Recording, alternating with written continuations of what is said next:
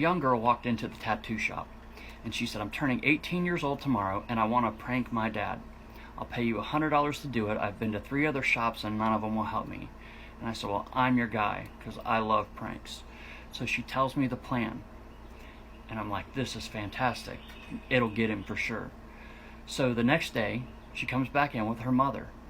And we set up for a fake tattoo. And we set everything up to where it's realistic looking as possible. I've set up both machines. I've got inks out. I've got everything done. It looks like it's a real tattoo. And so I call her dad. And I say, is she here? And he says, no. And why are you calling? And I said, well, that's all right. I'll just call her on her number. And I hang up the phone. Well, clearly he had seen that the call was coming from a tattoo shop. And so he immediately calls her back and says, where are you? And she says, well, I'm at a tattoo shop and I'm with a friend who's getting a tattoo.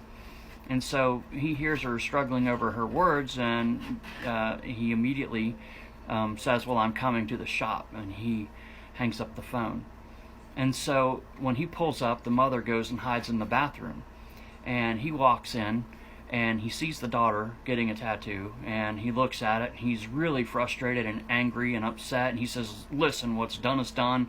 This isn't okay, but I'm not the one who's going to have to deal with your mother.